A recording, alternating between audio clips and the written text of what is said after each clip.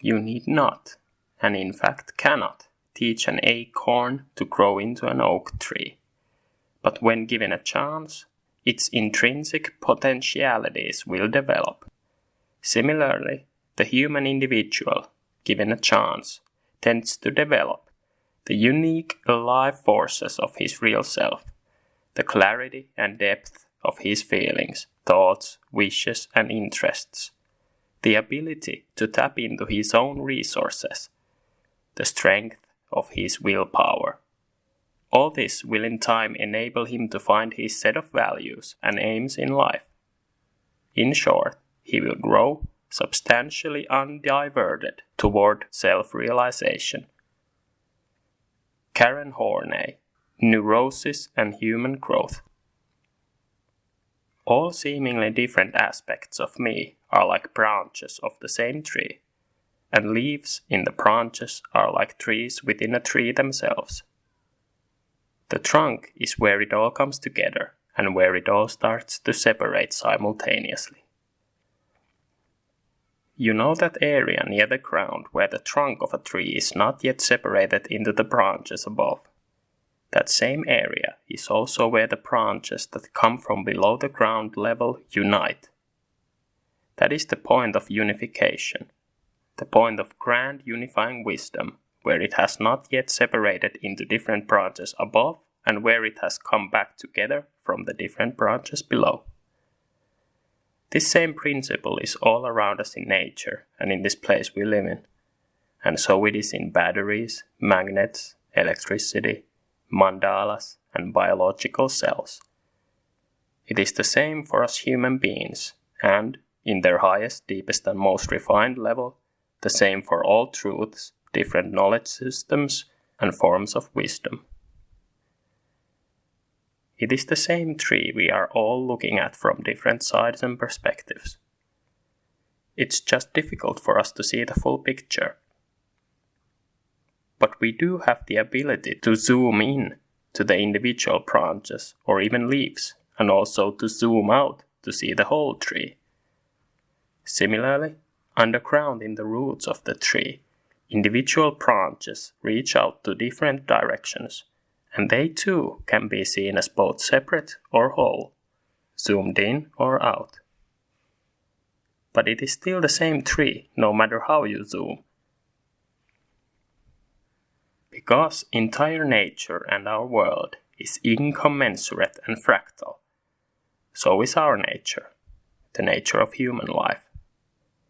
What is true in one level or perspective is true on another level or perspective, and we encounter the same basic principles over and over again when we zoom in to individual branches of the tree or zoom out to view the whole tree.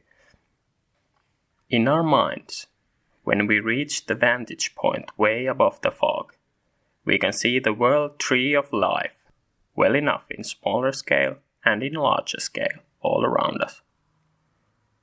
And to have reached this vantage point, it has been unavoidable.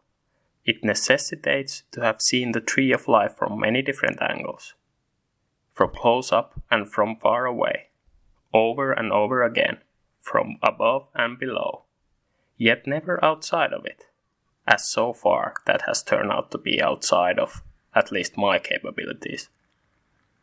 Therefore, to be in such vantage point, it necessitates having been as far down, in the deep abyss too, in the roots, in the hidden side of oneself that is not currently visible above ground or in the light of consciousness.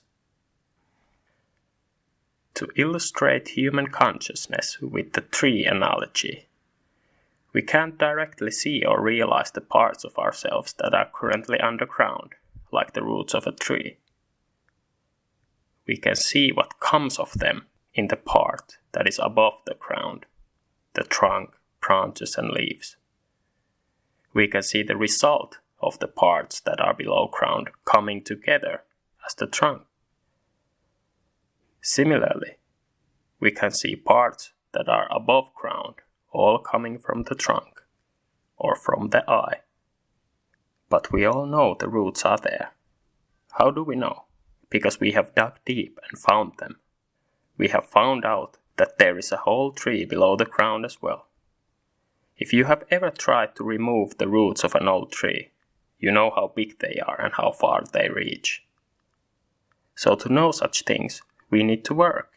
We need to put in effort. When we do, we can force out a few of nature's secrets, and the truths we uncover are universal. We can see how, out of many branches and things, comes one line, and how out of that one line come many branches and things again on the other side. Ultimately, all universal truths we can uncover come together at some point to make one line, like the trunk of a tree, or like I, as a human being. Then they separate again before coming back together again, before separating again, before coming back together again, and so on. Such is the cycle of all, and such is the answer to the biggest mysteries of life, existence, and everything. But when a tree dies, you don't see the same exact tree being born again.